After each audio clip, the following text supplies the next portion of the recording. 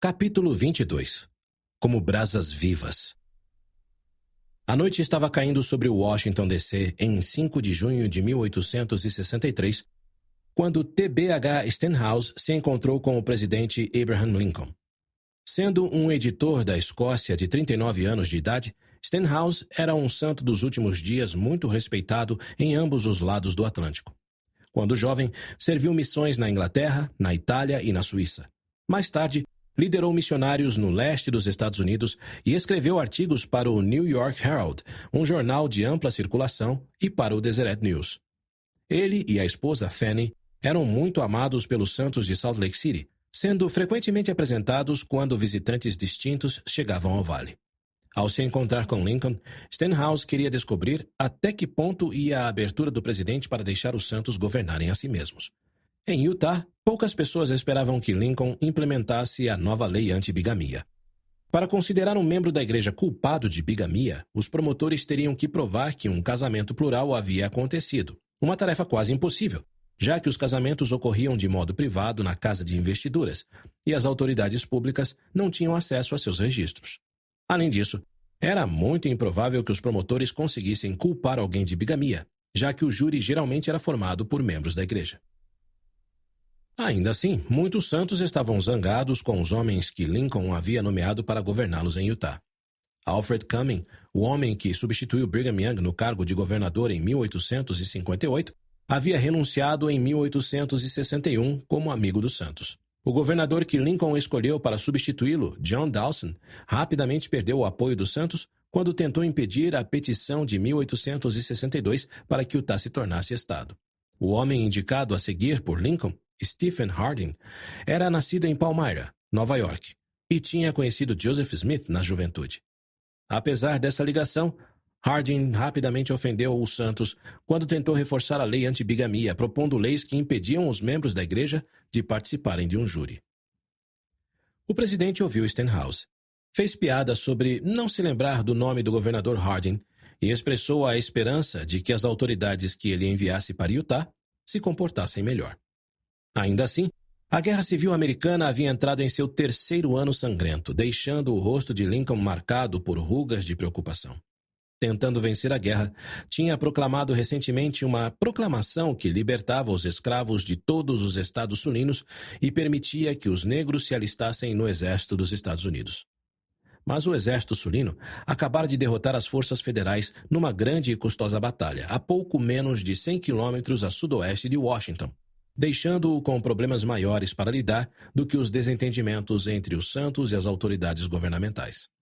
Em minha juventude, disse Lincoln a Stenhouse, eu estava arando uma porção de terra recém-desmatada e me deparei com um grande tronco.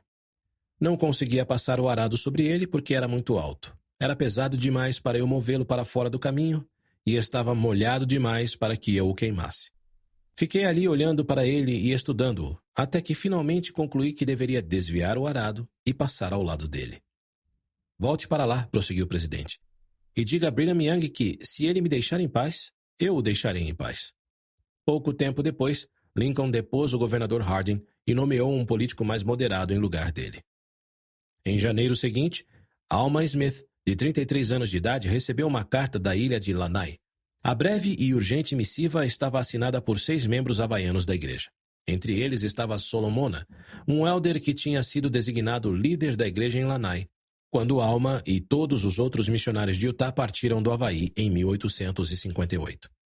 Alma leu a carta, traduzindo cuidadosamente as palavras havaianas para o inglês. A questão sobre a qual quero escrever a você, dizia ela, refere-se a nosso profeta que vive aqui, Walter M. Gibson. É verdade que ele é nosso líder?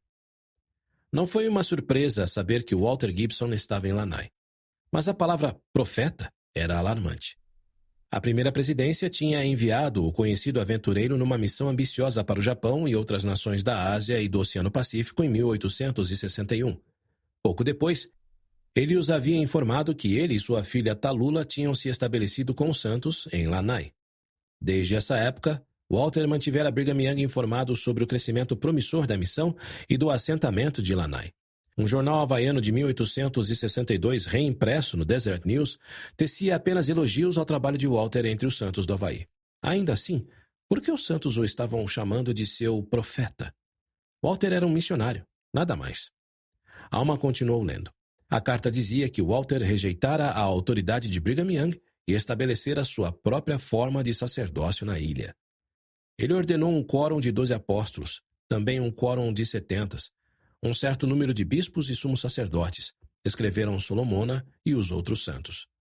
Os certificados de ordenação só podiam ser obtidos mediante pagamento em dinheiro, e caso isso não acontecesse, o candidato não era ordenado. O modo pelo qual Walter gerenciava as terras da igreja também era problemático. Usando doações dos santos havaianos, ele havia comprado terras em seu nome e agora as reivindicava para si. Gibson diz que estas terras não são para a igreja e que os irmãos não têm nenhum direito a elas, relataram os santos havaianos. Tudo pertence unicamente a ele. Os santos pediram que Alma mostrasse a carta deles a Brigham Young. Ficamos muito surpresos com esse forasteiro, escreveram. Desconfiamos muito dele. Alma levou a carta a Brigham, que a leu para o Quórum dos 12 em 17 de janeiro de 1864. Os apóstolos concordaram que tinham que tomar providências imediatas. Walter havia se nomeado profeta, tinha se apropriado fraudulentamente de terras da igreja e oprimido os santos havaianos. Quero que 2 dos 12 levem vários dos jovens irmãos que já estiveram lá, disse Brigham, e percorram as ilhas e coloquem as igrejas em ordem. Ele escolheu os apóstolos Ezra Benson e Lawrence Snow para liderarem a missão. Depois, pediu a Alma Smith e 2 outros ex-missionários do Havaí, Joseph F. Smith e William Clough, que fossem e os auxiliassem. Façam o que for necessário, instruiu ele. Na manhã de 31 de março de 1864, uma escuna que levava os 2 apóstolos e os 3 missionários ancorou no porto exterior de Lahaina, Maui, nas Ilhas Havaianas.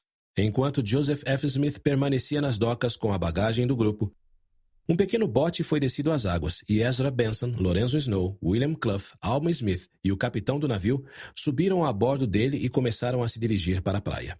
Ao longe, perto da praia, grandes ondas se ergueram perigosamente acima dos recifes.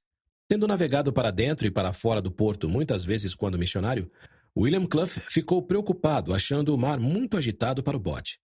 Mas o capitão garantiu que nada havia a temer se permanecessem no curso. Momentos depois, uma imensa onda atingiu o barco, erguendo sua polpa para fora d'água. O barco rapidamente foi impulsionado em direção ao recife, onde foi apanhado por outra onda que ergueu tanto sua polpa que os remos já não tocavam as águas. Quando a onda quebrou, o bote rodopiou e virou, jogando os homens dentro das perigosas vagas. Por um instante, não havia sinal dos passageiros. Então, William, Ezra e Alma subiram à tona arfando e nadaram até o bote virado. Os homens olharam ao redor, procurando Lorenzo e o capitão, mas não os avistaram em lugar algum. Alguns havaianos viram o acidente da praia e imediatamente se lançaram ao resgate. Enquanto alguns socorristas pescavam William, Ezra e Alma para fora da água, outros mergulharam à procura dos 2 homens sumidos.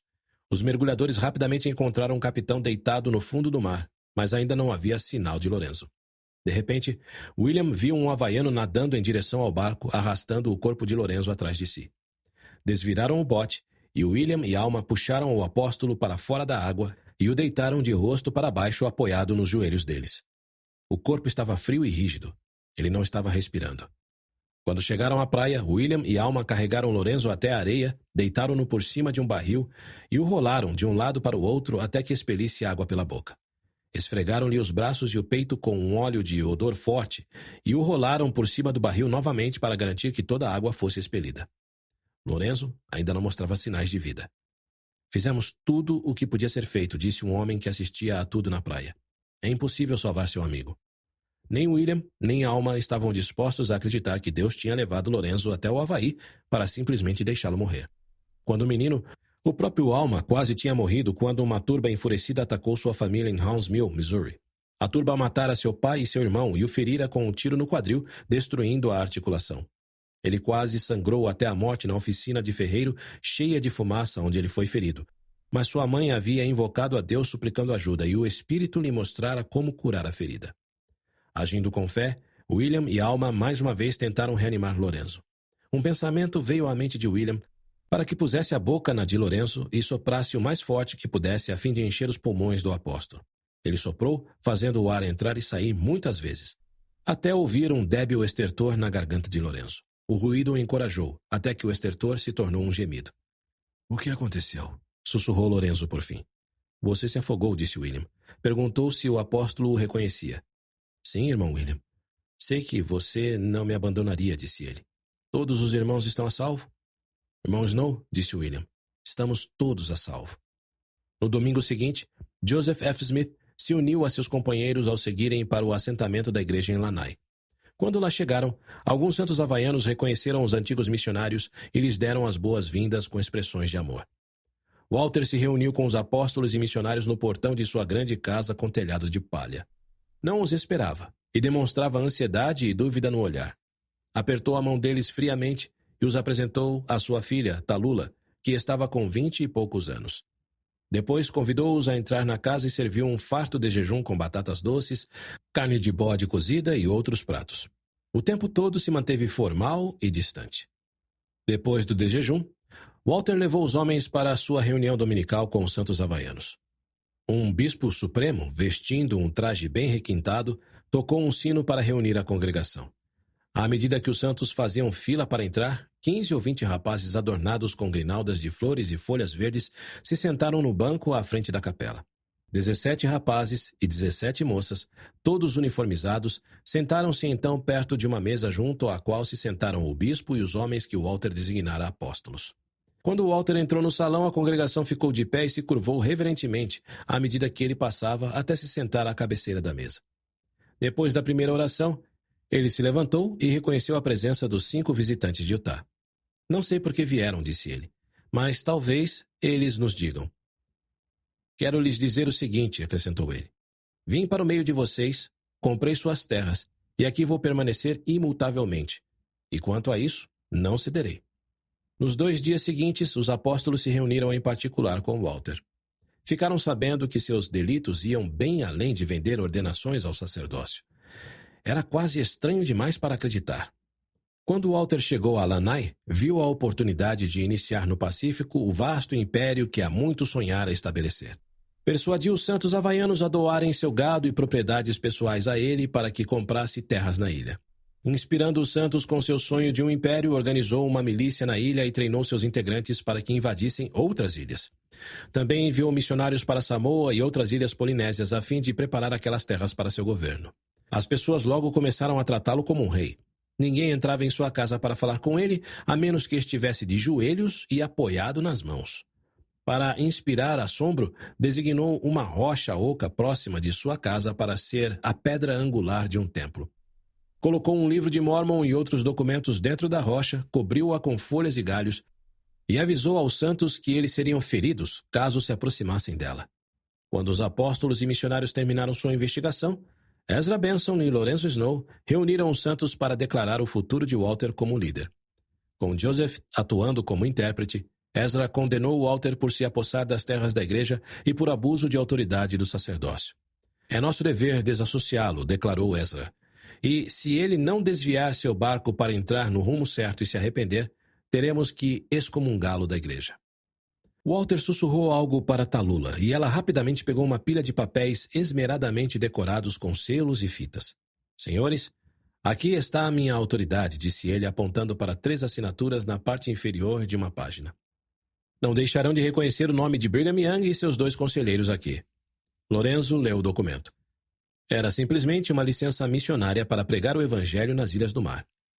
Este documento não o nomeia para que presida a missão havaiana, disse Lorenzo. Você tomou para si essa autoridade.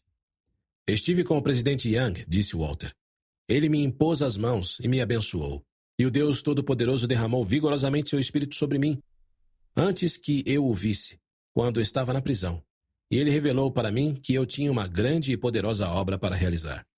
Walter falava rapidamente, suplicando ardorosamente aos havaianos presentes. Sou seu patriarca, disse ele. Estes homens vieram tirar suas terras e enviar seus rendimentos para longe. Isso é amor? Quem ama vocês? Não sou eu? Então, quem são meus filhos e meus amigos? Fiquem de pé. Joseph F. Smith olhou para a congregação. As palavras de Walter os haviam comovido, e quase todos ficaram de pé. Joseph sentiu o coração se encher de tristeza, e uma sombra tenebrosa obscureceu sua esperança em relação àquele assentamento. Walter foi estranhamente bondoso com os 5 homens depois da reunião. Quando decidiram partir da ilha na noite seguinte, ofereceu-lhes cavalos para levá-los até a praia e seu próprio barco e tripulação para levá-los de volta a Maui. Também deu de presente a Ezra Benson uma bela bengala e $9,75, todo o dinheiro que tinha no bolso. No entanto, recusou-se inflexivelmente a devolver sua licença para pregar ou as terras que tinha tomado fraudulentamente dos santos.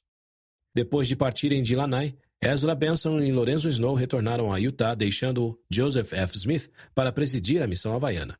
Como os missionários não podiam legalmente recuperar as terras que Walter tinha tomado dos santos de Lanai, eles decidiram reavivar a fé nas outras ilhas. Joseph designou Alma Smith para trabalhar em Maui, na grande ilha do Havaí, enquanto trabalhava em Oahu, e William Clough em Kauai. Alguns santos ficaram pesarosos por terem apoiado Walter. Jonathan Appela, que tinha ajudado George Kennan a traduzir o Livro de Mormon, tinha servido como presidente dos 12 apóstolos de Walter por 2 anos. Porém, sentiu-se enganado quando descobriu que Walter nunca tivera autoridade para ordená-lo àquele ofício. Appela começou a se reunir com os santos em Maui. A maioria deles estava desiludida em relação a Walter. Ele havia vendido a maior parte de suas capelas e proibido que adorassem juntos, pregassem o evangelho, lessem as escrituras e orassem em família. Como resultado disso, estavam espiritualmente fracos e desanimados em relação a tudo que Walter havia tirado deles. Alma passava grande parte de seu tempo cruzando de um lado para o outro o terreno montanhoso e rochoso de Maui para visitar os santos dispersos. No início do verão, ele viu que a influência de Walter estava enfraquecendo. Mais santos estavam deixando Lanai, geralmente indo para Maui com um pouco mais do que a roupa do corpo. Mas o tempo que passaram com Walter havia colocado sua fé à prova, e poucos membros da igreja estavam cumprindo seus convênios batismais quando retornaram. Não podemos ver que o evangelho os beneficiou o mínimo que seja, porque nenhum deles o colocou em prática, reclamou Joseph num relatório para Brigham Young. Com nosso exemplo constantemente diante deles e nossos ensinamentos soando em seus ouvidos, esperaríamos que alguns se comportassem melhor, mas isso não acontece. Brigham aconselhou Joseph e os outros missionários americanos a voltarem para casa se o Espírito os inspirasse a fazê-lo. Ele acreditava que, no final, os santos havaianos eram responsáveis por seu próprio crescimento espiritual. Parece-me que vocês podem deixar os assuntos da missão nas mãos dos irmãos locais, escreveu ele para Joseph e os outros missionários. Os santos havaianos tinham recebido o evangelho e o sacerdócio muitos anos antes e tinham todos os recursos necessários para administrar a igreja por eles mesmos. Quando o conselho de Brigham chegou ao Havaí, a atitude de Joseph em relação aos santos havaianos se havia abrandado. Não queremos abandonar a missão, escreveu ele a Brigham. Mas ele queria diminuir o número de missionários americanos nas ilhas e chamar vários élderes havaianos para presidir as várias ilhas da missão. Joseph anunciou a mudança em outubro e chamou havaianos para cargos de liderança na conferência para toda a missão, realizada em Honolulu. Após ele falar, Kaloa, um élder havaiano, testificou sobre sua determinação de servir na igreja. Eu era menino quando estes irmãos chegaram pela primeira vez às ilhas, disse ele. Agora sou um homem adulto. Não sejamos mais crianças, mas homens de fé e boas obras.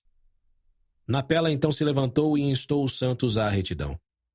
Fomos enganados e desencaminhados pelas palavras astutas de Gibson, e quebramos assim os convênios sagrados que fizemos, disse ele. Mas agora não estamos mais sendo enganados, portanto, renovemos nossos convênios e sejamos fiéis. Kanahuna Rupu, outro élder havaiano, também testificou. As palavras que foram proferidas hoje, disse ele, são como brasas vivas. No final da conferência, Joseph F. Smith e William Clough anunciaram que em breve retornariam a Utah. Brigham informou Joseph algumas semanas mais tarde que pretendia chamar Francis Heyman, o antigo líder da missão de Joseph no Havaí, para substituí-lo. Desde a perda do assentamento de Lanai, Joseph e os outros missionários estavam procurando um novo lugar para reunir os santos. No verão, tinham encontrado um lugar que parecia promissor na grande ilha do Havaí, mas o custo era maior do que os santos havaianos podiam pagar. Além do mais, depois do fracasso do assentamento de Lanai, muitos santos estavam relutantes em arriscar mais dinheiro em outro local de coligação. As famílias queriam um novo assentamento em sua ilha e perto de sua casa. Depois da conferência de outono, porém, Brigham Young autorizou os líderes da missão a comprarem terras com dinheiro da igreja. Sem chegarem a uma decisão sobre o terreno que ficava na grande ilha, Joseph e William continuaram procurando possíveis locais de reunião para recomendar a Francis ao visitarem os ramos de Kauai e Oahu pela última vez. Certo dia, em Oahu, enquanto Joseph e William visitavam um pequeno ramo perto de uma plantação chamada Laie, William foi dar uma caminhada sozinho. A plantação se situava em um terreno de quase 2,5 hectares, no sopé de altas e verdejantes montanhas, ao longo do litoral nordeste da ilha. Ao contrário do assentamento de Lanai, Laie tinha bom acesso à água. Sentindo-se deprimido e um pouco solitário, William se ajoelhou junto a uma moita próxima para orar.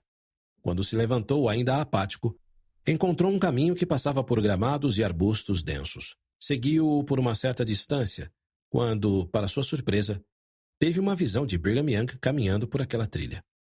William o cumprimentou como se ele realmente estivesse ali, e sentaram-se na grama. Brigham comentou sobre a beleza da plantação, sobre o solo fértil, sobre as montanhas verdejantes e sobre as ondas que gentilmente quebravam na praia. É um lugar encantador, disse ele por fim. Irmão William, este é o local que queremos adquirir para ser a sede desta missão. William então se viu sozinho, totalmente maravilhado e assombrado, confiante de que havia encontrado o lugar certo para a coligação dos Santos Havaianos.